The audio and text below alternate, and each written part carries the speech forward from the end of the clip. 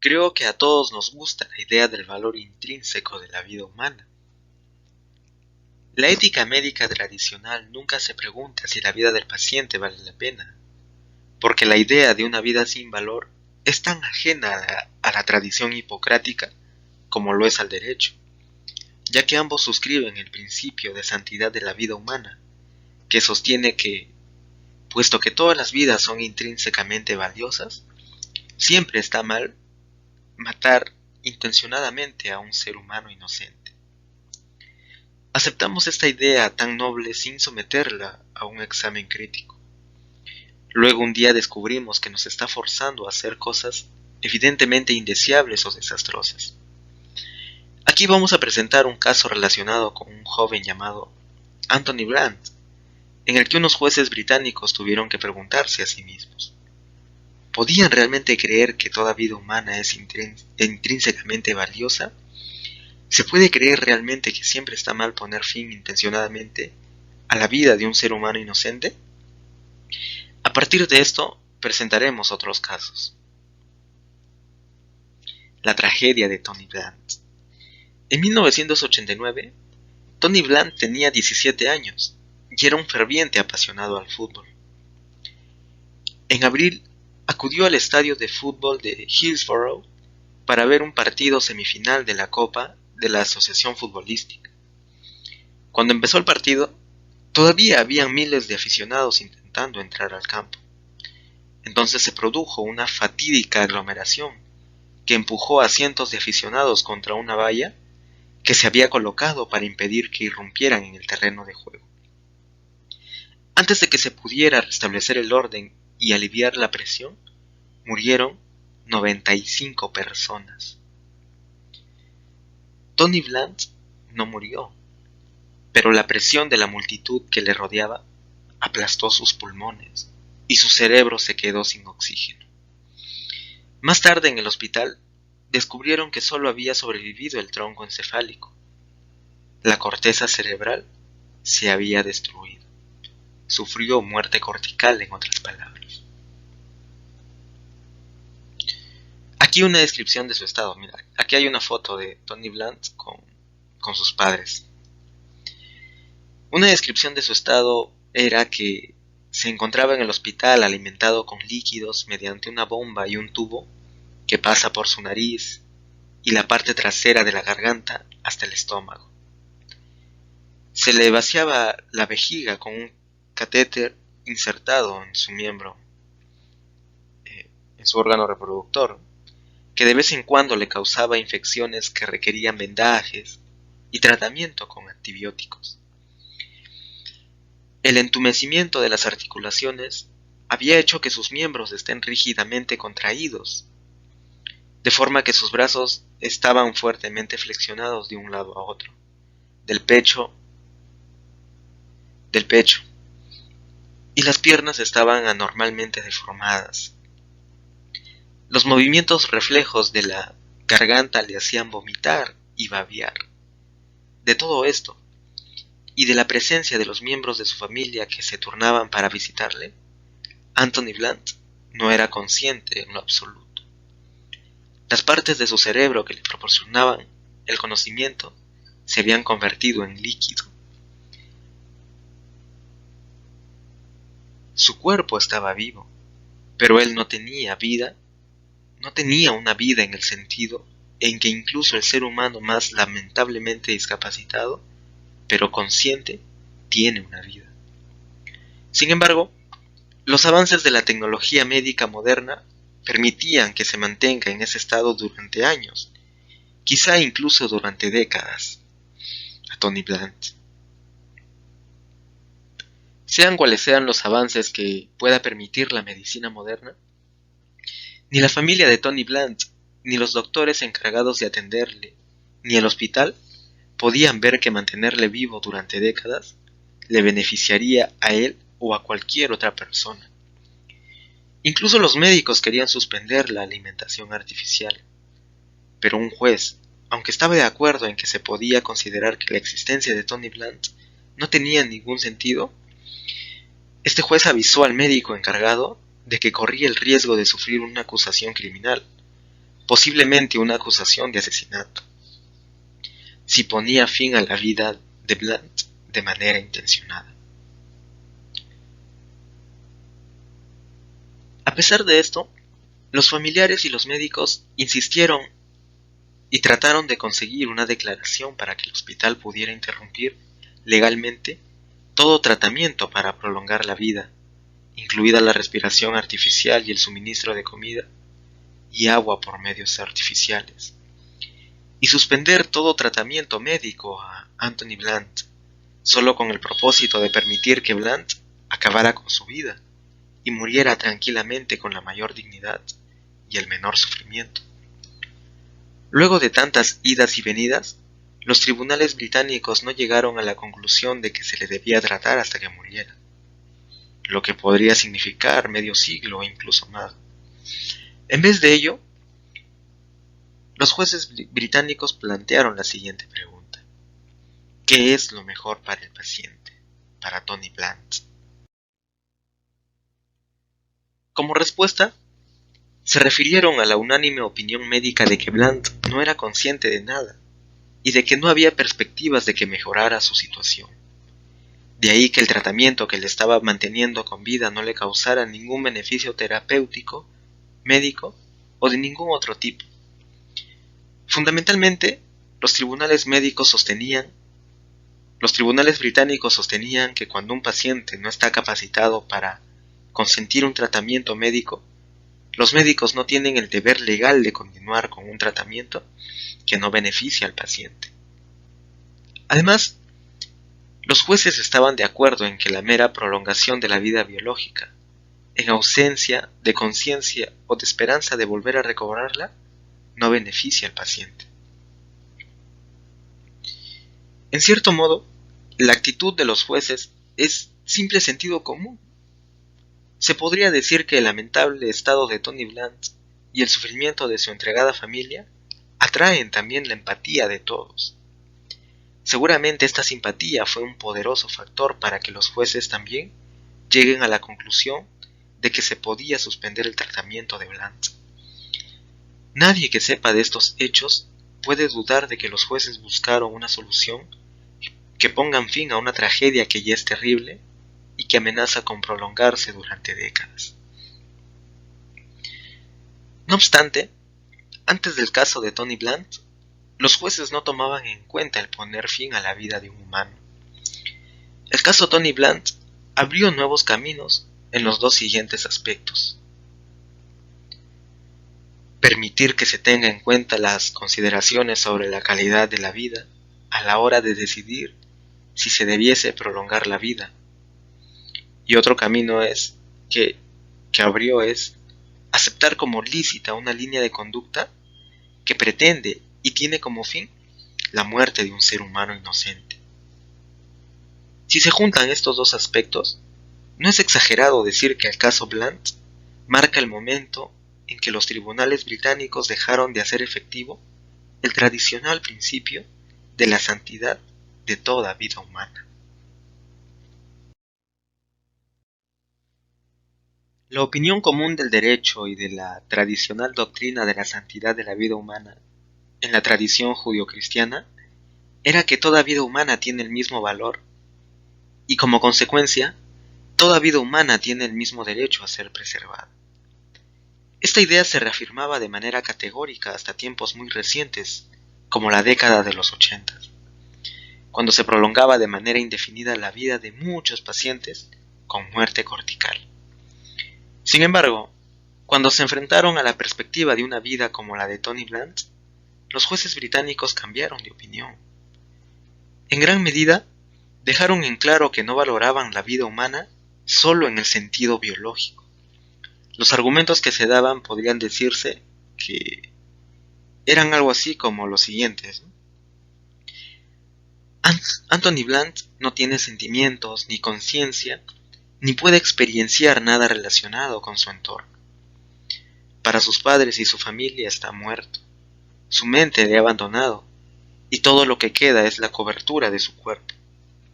A Anthony Blunt no le beneficia desde el punto de vista terapéutico, médico o de otro tipo el que continúen manteniendo su respiración, hidratación y nutrición con medios artificiales. Uno podría objetar diciendo que una sentencia que permitiera morir a Blunt sería decidir que su vida no vale la pena. Pero a esta objeción se puede responder, como hizo uno de los jueces diciendo que no existen dudas acerca de si su vida merece la pena o no, porque la pura realidad es que Anthony Blunt no está viviendo en lo absoluto. Nada de lo que uno dice cuando habla de la forma en que vive la gente sus vidas, bien o mal, con valor o fortaleza, feliz o tristemente, nada de eso tiene algún significado con respecto a la vida de Tony Blunt. No puede quedar la menor duda de que, con la decisión en el caso de Blunt, la ley británica abandonó la idea de que la vida en sí misma es un beneficio para la persona que la vive, sin tener en cuenta su calidad. Si los jueces hubiesen pensado que la vida en sí misma siempre tenía valor, no habrían sido capaces de decidir que el tratamiento que prolonga la vida humana puede ser inútil, y no se hubiera podido sostener que la asistencia que se le estaba dando a Blunt no le estaba beneficiando para nada. La conclusión que podemos extraer es que el derecho británico ahora sostiene que, para que la vida beneficie a la persona que la vive, esta persona debe, como mínimo, tener cierta capacidad de conciencia o experiencia consciente. Esto viola el principio de la santidad de la vida humana. Uno de los jueces señalaba a este respecto que el argumento en favor de la santidad de la vida humana toma una vida en abstracto y no tiene en cuenta la realidad de la verdadera existencia del señor Blunt. La situación absolutamente desesperada de Anthony Blunt llevó a los jueces a ver que los avances tecnológicos en la medicina han hecho que sea imposible mantener el principio de la santidad de la vida humana. En vez de ello, optaron por una ética que, acertadamente, tiene en cuenta que si mantener la vida beneficiará o perjudicará al ser humano, cuya vida se va a mantener. Es la lección importante de esta historia, la lección moral importante de toda esta historia, de la tragedia de Anthony Blunt. No cabe duda de que los jueces británicos que examinaron el caso Blunt podían haber sostenido que la línea de tratamiento propuesta no pretendía provocar la muerte de Anthony Blunt. Podrían haber dicho que su muerte sería un efecto secundario previsto, pero no deseado, de retirar el tubo de alimentación, que era un tratamiento médico extraordinario o desproporcionado. Pero habría sido una estrategia artificial, porque nadie consideraría que un tubo de alimentación es algo extraordinario o desproporcionado. ¿Por qué? Pues porque algunos pacientes sin muerte cortical lo usan. Nadie hubiera juzgado que estos mecanismos eran extraordinarios, a menos que ya hubieran juzgado que la vida del paciente, al que se estaba alimentando con esos tubos, tenía una calidad de vida tan mala que no valía la pena prolongar esa vida. Este artificio por parte de los jueces ocultaba la real naturaleza de la decisión final, porque ésta implicaba que puede ser legal provocar intencionadamente la muerte de un ser humano inocente.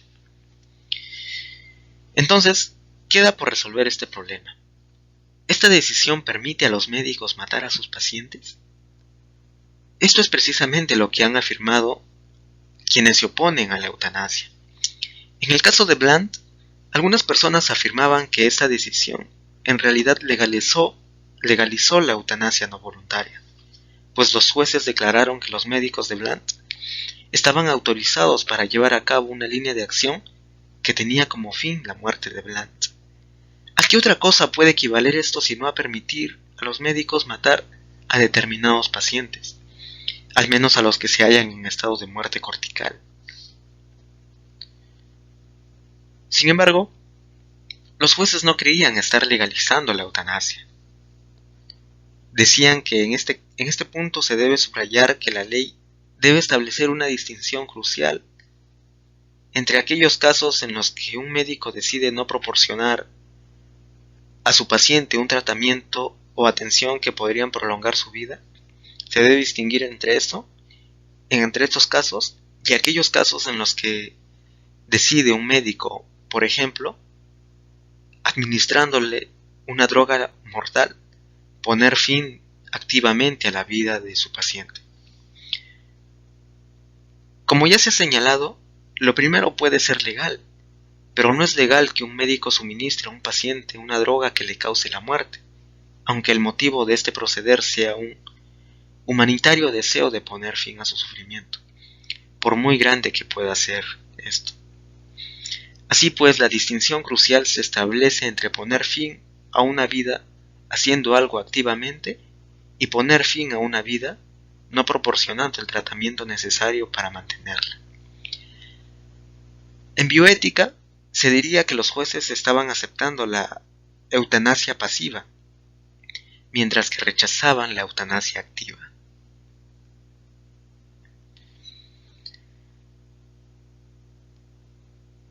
Cuando los especialistas en bioética debaten si puede tener sentido aceptar la eutanasia pasiva al tiempo que se rechaza la eutanasia activa, surgen inevitablemente dos problemas.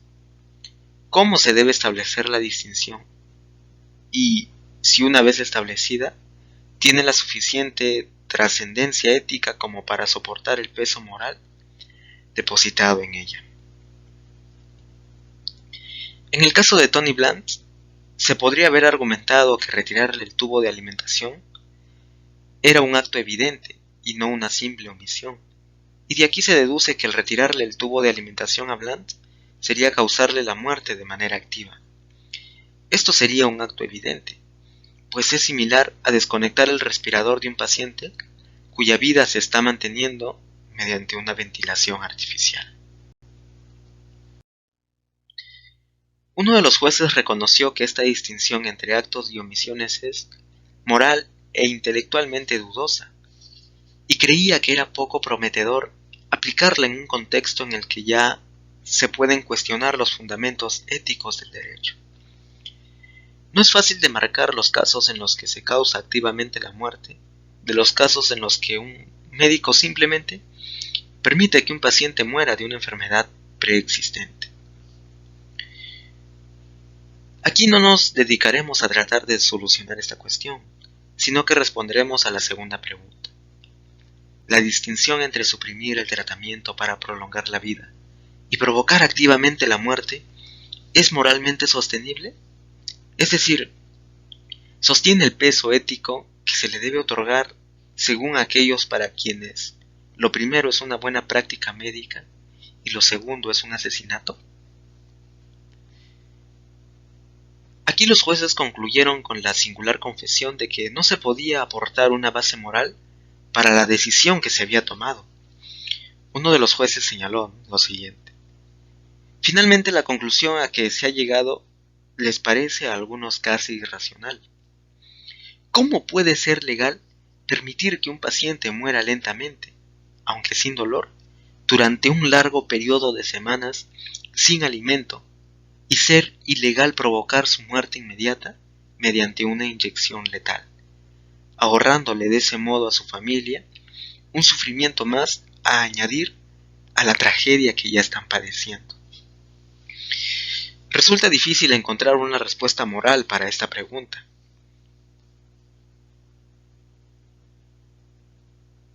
El juez también podría haber dicho, ¿no?, que es la ley, y nada de lo que se haya dicho pone en duda la proposición de que acometer un acto evidente con la intención de poner fin a una vida es y sigue siendo un asesinato.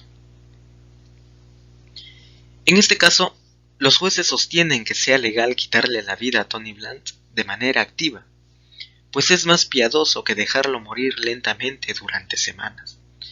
Moralmente hablando, es más aceptable. En ese sentido, se podría decir que se acepta que un asesinato a un humano inocente sea legal. En este caso de Tony Blunt se aceptó esto último. Yo les pregunto, ¿no?, ¿qué postura tomarían al respecto? ¿Permitirían que Tony Blunt muera lentamente o que se provoque su muerte mediante una inyección letal? Esta pregunta es algo para que reflexionen, ¿eh? El caso de Tony Blunt ha resuelto en ese entonces la cuestión de la postura de la ley en Gran Bretaña con respecto a los pacientes que nunca podrán recuperar la conciencia. Las vidas de esos pacientes no les benefician y por tanto, los médicos pueden dejar de alimentarles legalmente para poner fin a sus vidas. Con esta sentencia, el derecho ha puesto fin a su irreflexivo compromiso con la preservación de las vidas humanas que no son más que meras existencias biológicas. Los jueces han dado el valeroso paso de reconocer que, para que merezca la pena seguir viviendo, en el caso de los humanos, es esencial como mínimo tener conciencia.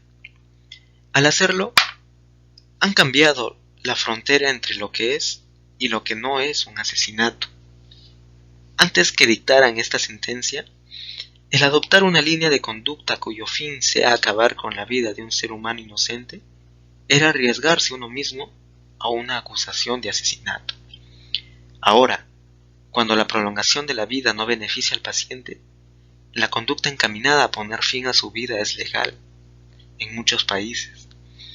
Y aunque al final no dieron una respuesta satisfactoria al problema de qué criterios establecer para marcar una distinción entre eutanasia activa y eutanasia pasiva, difícilmente se podrían haber hecho más esfuerzos para mostrar claramente la necesidad de un nuevo enfoque de las decisiones relacionadas con la vida y la muerte. Eso es todo por ahora. En lo siguiente vamos a ahondar un poco más en el tema de la ética de la calidad de vida y la eutanasia.